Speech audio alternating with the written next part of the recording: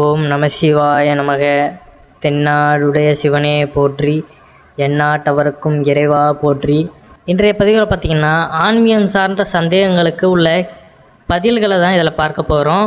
தினசரி நாம் இறை வழிபாட்டில் ஈடுபட்டாலும் சரி, நம்மளுடைய வாழ்க்கையிலையும் சரி, ஒரு சில விஷயங்கள்லேயுமே ஆன்மீகம் கலந்துருக்கும். அதில் தவறான விஷயங்களை நம்ம ஈடுபடும் பொழுது பெரியவர்கள் கூட அதை அப்படி பண்ணக்கூடாது அப்படின்னு சொல்லுவாங்க. ஆனால் நமக்கு அந்த கேள்வி எழும்பும், எதனால் இதை அப்படி சொல்கிறாங்க அப்படின்னு நமக்கு அது ஒரு புரியாத புதிராகத்தான் இருக்கும். அவ்வாறான ஆன்மீக விஷயங்களை பற்றி தான் நம்ம அதற்கான பதில்களையும் இதில் தெரிஞ்சுக்க போகிறோம். நம்ம சேனலுக்கு புதுசாக வர்றவங்க நம்ம சிவன் கோயில் சேனலை சப்ஸ்கிரைப் பண்ணி வச்சுக்கோங்க. மறக்காமல் உங்களுடைய நண்பர்களுக்கும் இந்த பதிவை பகிர்ந்து கொள்ளுங்கள். வீட்டில் நம்ம துளசி செடி வளர்க்குறோம் அப்படிங்கிற பட்சத்தில் பார்த்திங்கன்னா அதோட வில்வமும் சேர்ந்து வளர்கிறது. அப்படிங்கிற பட்சத்தில் இரண்டையுமே சேர்த்து வணங்கலாமா அல்லது கோவிலில் நடலாமா அப்படின்னு கேட்டிருக்காங்க.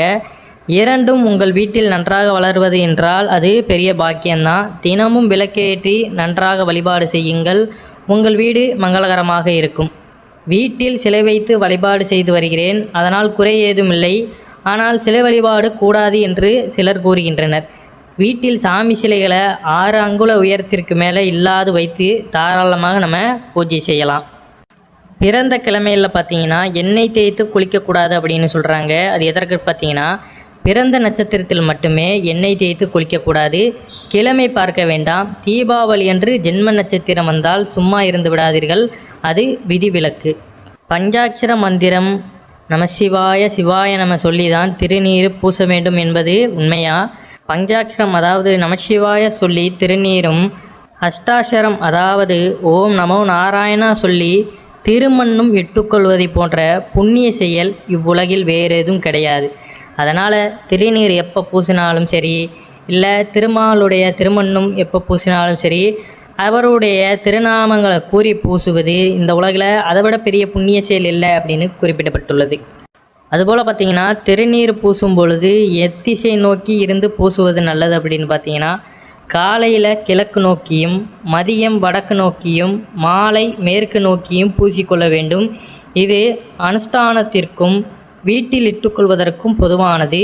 கோவிலில் பிரசாதமாக பெறும் பொழுது சுவாமியை பார்த்து பூசிக்கொள்ள வேண்டும். விநாயகருக்கு தேங்காய் எண்ணெய் ஏற்றது என்று சொல்கிறார்கள்.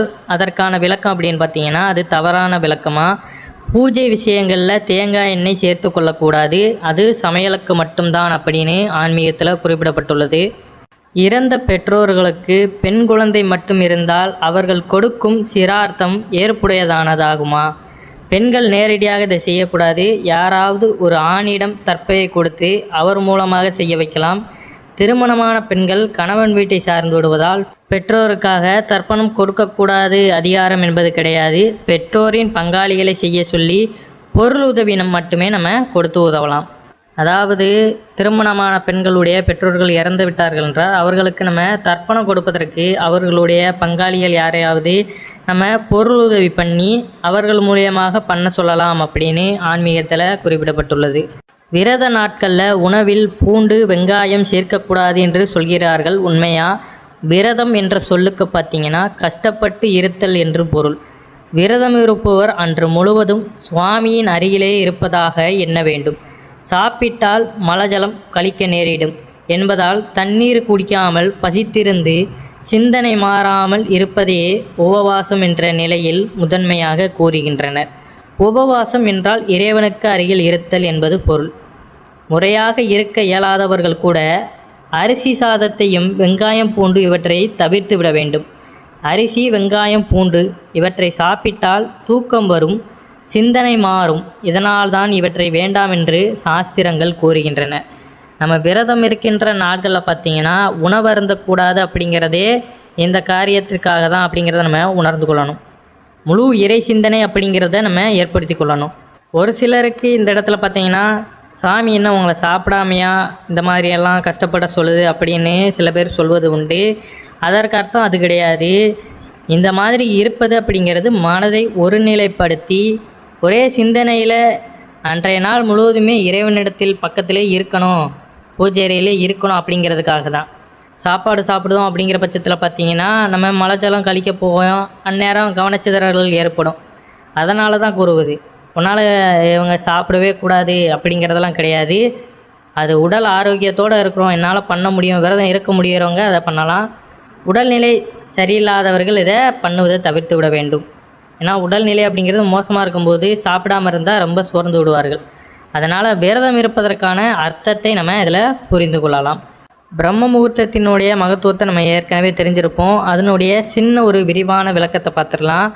காலையில் அதாவது 3 மணிக்கு மேலே 6 மணிக்குள்ளான வேலைக்கு பிரம்ம முகூர்த்தம் என்று பெயர். இரவில் உறங்கும் உயிர்கள் மீண்டும் எழுந்திருப்பதே சற்றேற்குரிய மறுபிறவிதான். நம்ம இரவு தூங்குகிறோம், மறுநாள் கண் விழிப்பதே இறைவனோட அருள் தான். அன்றைய நாள் நமக்கு கிடைத்திருக்கிறது அப்படிங்கிறது, ஒரு நாள் வாழ்க்கை நமக்கு நீடித்திருக்கிறது அப்படிங்கிறத நினைத்து நம்ம சந்தோஷத்தோடு அன்றைய நாளை கழிக்கணும். ஒவ்வொரு நாளும் காலையில் மறுபிறவி பெறுவதே சிருஷ்டி, அதாவது படைத்தல் என்றே சொல்லலாம். இத்தொழிலை செய்பவர் தான் பிரம்மதேவர். எனவே இவரது பெயரால் விடியற்காலை பொழுதை பிரம்ம முகூர்த்தம் என்று வைத்துள்ளனர். பிரம்ம முகூர்த்த வேளையில் திதி, வார, நட்சத்திர, யோக தோஷங்கள் எதுவுமே கிடையாது. இது எப்பொழுதுமே சுப வேலை தான். இந்நேரத்தில் எழுந்து குளித்து இறை வழிபாட்டை செய்து நமது வேலைகளை செய்ய துவங்கினால் அன்று முழுவதும் வெற்றி தான். அதனால தான் பார்த்திங்கன்னா காலையில் வேலைக்கு செல்கிறவங்களாம் அவ்வளோ சுறுசுறுப்போடணும், அவ்வளோ ஆக்டிவான அந்த எனர்ஜியோடு போய் வேலை செய்யும் பொழுது அவர்களுக்கு ஒரு நல்ல ஒரு எனர்ஜெட்டிக்காக ஃபீல் பண்ணுவாங்க. ஏன்னா அதிகாலையில் நம்ம எழும் வரைக்கும் தான், அந்த வேலைகளை செய்யும் வரைக்கும் தான் சோம்பேறித்தனமாக இருக்கும். எழுந்து அதை முடிக்க ஆரம்பிச்சிட்டோம் அப்படிங்கிற பட்சத்தில் நமக்கு அது பழகிவிடும். அதனால் பிரம்ம முகூர்த்தத்தில் எழுந்து அதற்கான நம்ம அன்றாட வேலைகளை செய்வதற்கு பழகி கொள்ளணும். அதுபோல் பார்த்திங்கன்னா சில ஆலயங்களில் ஹோமம் வளர்த்து அதில் நிறைய திரவியங்கள், நாணயங்கள்லாம் போடுவாங்க.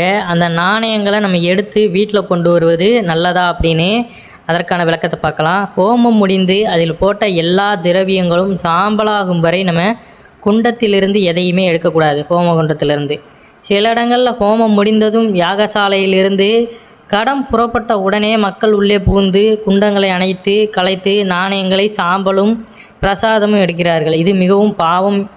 அதாவது எல்லாம் சாம்பலான பிறகு நாணயங்களையும் சாம்பல் விபூதி பிரசாதத்தையும் பெற்றுக்கொள்ளணும். அது வரைக்கும் நம்ம காத்திருக்கணுமே தவிர எல்லாரும் போயிட்டாங்க அப்படிங்கிற பட்சத்தில் அது முழுவதுமாக எரிந்து சாம்பலாவதற்கு முன்னாடியே நம்ம அதை எடுப்பது பாவம் என்று சொல்கிறது. அதனால் எல்லாம் எரிந்து முடிந்து சாம்பலான பிறகு அந்த விபூதியையும் அந்த நாணயத்தையுமே வீட்டில் வைத்து கொண்டால் லக்ஷ்மி கடாசம் பெறுவதுடனும் நம்மளுடைய வீடும் எப்பொழுதும் ஆரோக்கியமாக இருக்கும், நோய் நொடி எதுவும் அண்டாது அப்படிங்கிறது உண்மை. குலதெய்வ கோவிலுக்கு அகல் விளக்குகள் வாங்கி சென்ற பொழுது ஒரு சிலர் உடைந்து விட்டன. இது நன்மையா கெடுதலா? விளக்கேற்றி சுவாமி வழிபாடு செய்யும் பொழுது அது தானாகவே விழுந்து உடைந்தால்தான் பரிகார தீபம் ஏற்ற வேண்டும்.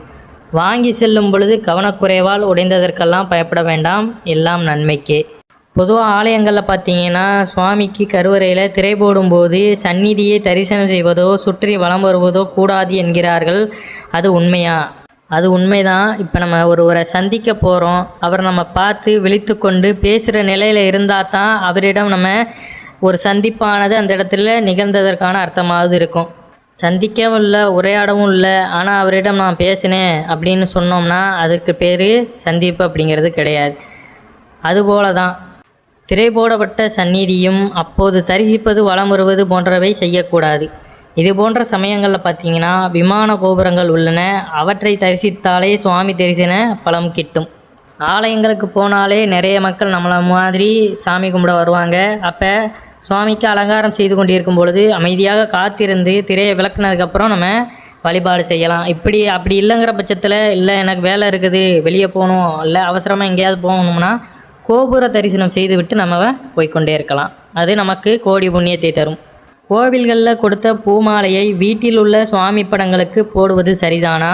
ஒரு முறை சுவாமிக்கு சாத்தப்பட்ட பிறகு எடுக்கப்பட்ட மாலைக்கு நிர்மாலியம் என்று பெயர். நிர்மாலிய மாலைகளை வேறு எந்த தெய்வத்திற்குமே சாத்துதல் கூடாது. பூஜை அறையில் சுவாமி படங்களுடன் மறைந்த பெரியவர்களின் படங்களை வைக்கலாமா? சுவாமி படங்களுடன் சேர்த்து வைப்பது கூடாது. சற்று தள்ளி தனியாக வைத்து வழிபடலாம். மறைந்த பெரியவர்கள் பித்ருக்கள் என்று அழைக்கப்படுவார்கள். தெய்வ நிலை வேறு, பித்ரு நிலை வேறு. தெய்வ நிலை அடைவது அப்படிங்கிறது நமக்கு தெரிந்திருக்கும். தெரியாதவர்கள் பார்த்தீங்கன்னா தெரிஞ்சுக்கோங்க. ஞானத்தால் நம்ம இறைவனை உணர்ந்து அந்த நிலையில் நம்ம தெய்வ நிலை அடைவது தான் இதற்கு உண்டானதாக இருக்கும்.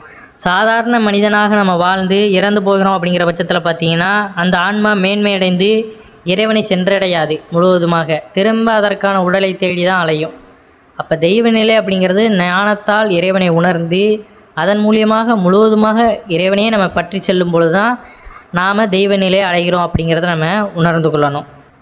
அசைவம் சாப்பிடும் நாட்களில் கோவிலுக்கு செல்வது தவறுதானா? கட்டாயம் தவறுதான்.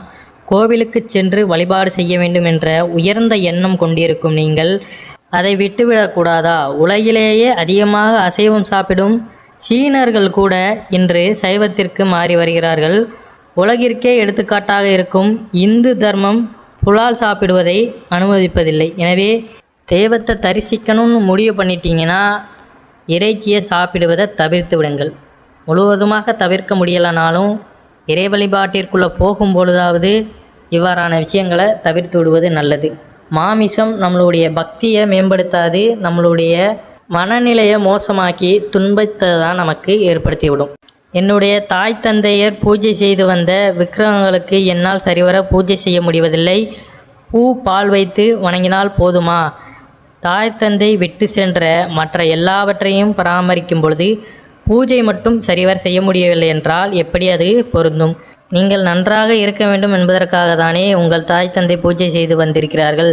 உங்கள் வாரிசுகளும் நன்றாக இருக்க நீங்களும் முடிந்தவரை நன்றாகவே பூஜை செய்யுங்கள்.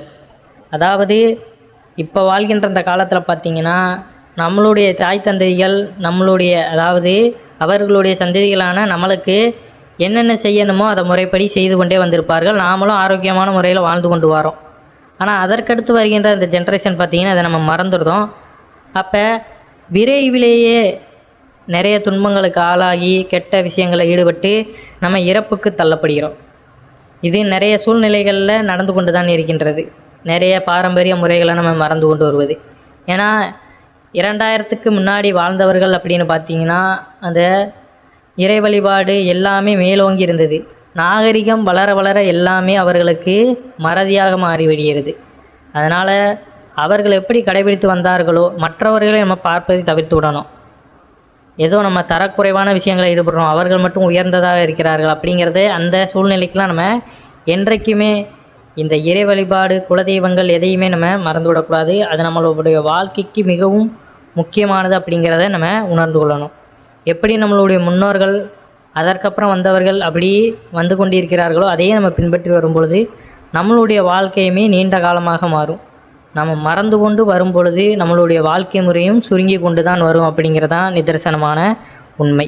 வேண்டுதல் நிறைவேறிய பின்னும் நேர்த்தி கடனை செலுத்த முடியவில்லை, இதனால் ஏதாவது பாதிப்பு ஏற்படுமானா? வேண்டுதல் நிறைவேறிய பின்னும் நேர்த்தி கடனை செலுத்தவில்லையே என உங்கள் மனம் உறுத்துகிறது. இதுவே பெரிய பாதிப்பு தானே. சீக்கிரம் அதை நிறைவேற்றி விடுவது நல்லது. ஏன்னா நாம் ஏதாவது வேண்டியிருப்போம், அது நம்மளுக்கு நிறைவேறிவிடும். ஆனால் நிறைவேறிய பின்னும் நம்ம அதை சாதாரணமாக நினைத்து கொண்டு கடந்து விடுவோம். ஆனால் ஏதோ ஒரு கட்டத்தில் பார்த்திங்கன்னா நம்மளுடைய மனமானது அந்த இடத்துல உறுத்தி கொண்டே இருக்கும். செய்வோமா வேண்டாமா, நிறைவேற்றுவோமா வேண்டாமா அப்படிங்கிற அந்த எண்ணம்லாம் இருக்கக்கூடாது. அதை நிறைவேற்றிடணும் அப்படின்னு உடனே எந்த வேலையாக இருந்தாலும் அதை ஒரு நாள் தள்ளி வைத்து விட்டு போய் அந்த ஆலயத்திற்கு சென்று எந்த தெய்வத்திற்கு நீங்கள் அந்த வேண்டுதலை வைத்திருந்தீர்களோ அந்த தெய்வத்திற்கு அந்த வேண்டுதலை நம்ம சரிவர செய்து வருவது நல்லது. திருமணம், காதுகுத்து போன்ற நிகழ்ச்சிகளில் அது நடப்பதற்கு முன்னதாக குலதெய்வ வழிபாடு செய்ய வேண்டும் என்கிறார்களே, அது எதற்காக அப்படின்னு பார்த்தீங்கன்னா திருமணம், காதுகுத்து போன்றவை நம் குலம் அபிவிருத்தி அடைவதற்காக செய்யப்படும் சுப நிகழ்ச்சிகள் ஆகும். இவை நல்ல முறையில் நடந்து நம் குலம் காக்கப்பட வேண்டும் என்பதற்காக முதலில் குலதெய்வ வழிபாடு செய்ய வேண்டும். திருமாங்கல்யத்தில் சிவாய நம எழுதி வழங்கலாமா? திருமாங்கல்யம் என்பது பரம்பரையாக பழக்கத்தில் செய்து வருகின்ற ஒன்று. ஒவ்வொரு குடும்பத்திற்கும் ஒவ்வொரு மாதிரி அமைந்துள்ளது. நம் குடும்பத்து பெரியவர்கள் கூறும் முறைப்படி செய்வது தான் நல்லது. சுவாமி அம்பாள் உருவங்கள் பொறிப்பது தான் வழக்கம், எழுத்துக்கள் எழுதுவது இல்லை. அதனால் முறைப்படி எப்படி கொண்டு வராங்களோ அதேபடியே நாமளும் கொண்டு செல்வது அதுவே நமக்கு நல்லது தான். வீட்டில் மருமகள் கர்ப்பிணியாக இருக்கும்போது புது வீடு கட்ட தொடங்கக்கூடாது என்கிறார்கள். அதற்கான விளக்கம் பார்த்திங்கன்னா, கர்ப்பிணி பெண்கள் வசிக்கும் வீட்டை இடிக்கவோ புதுப்பித்து கட்டவோ கூடாது. வேறு புது இடத்தில் புது வீடு கட்டலாம், கிரகப்பிரவேசமும் செய்யலாம். வீட்டில் நம்ம கிரகப்பிரவேசம் செய்யும் முதலில் பசுவையும் கன்றையும் அழைத்து வந்து கோபூஜை செய்வதன் நோக்கம் அப்படின்னு பார்த்தீங்கன்னா, பசுவின் உடம்பில் 30 முக்கோடி தேவர்களும் இருக்கிறார்கள். 4 வேதங்களும் 4 கால்களாக உள்ளன. கன்றுக்காக கறக்கும் பாலை நமக்கு கொடுக்கும் பசுவை கோமாதா என அழைக்கிறோம். இதன் காலடிப்பட்ட இடத்தில் மங்களம் உண்டாகும். கன்றுடன் கூடிய பசுவை பூஜிப்பதால் லட்சுமியின் அருள் கடாட்சம் நிலைத்திருக்கும். கன்று இல்லாமல் பசுவை தனித்து அழைத்து செல்வதோ பூஜை செய்வதோ கூடாது. அதனால் பிரம்ம முகூர்த்தத்தில் பார்த்தீங்கன்னா அதற்கென்று குறிப்பிட்ட நேரத்தை வைத்து தான் கிரகப்பிரவேசத்துக்கு ஹோமம் வளர்த்து அதை செய்வாங்க. அதிகாலையிலேயே உங்கள் அருகில் உள்ள இல்லை நீங்கள் வைத்திருந்தாலுமே அது சுபமானது தான். பசுவையும் கன்றையும் கொண்டு வந்து அதற்கு ஒரு பூஜை செய்து அதற்கு பழங்களை வழங்கி நீங்கள் கொடுப்பது நல்லதாக இருக்கும். இவ்வாறு பார்த்தீங்கன்னா எல்லா விஷயங்களுக்கு பின்னாடியுமே அந்த விஷயங்களுடைய அர்த்தத்தை தெரிஞ்சு கொள்ளுங்க. மேலும் இதுபோல் பல விஷயங்களை நம்ம அடுத்த ஒரு பதிவில் தெரிந்து கொள்ளலாம். மறக்காமல் உங்களுடைய நண்பர்களுக்கும் இந்த வீடியோவை பகிர்ந்து கொள்ளுங்கள். அனைவரும் என்றும் இறையருள் பெற்று நலமுடன் வாழ வேண்டும். நன்றி, வணக்கம். ஓம் நம சிவாய நமக.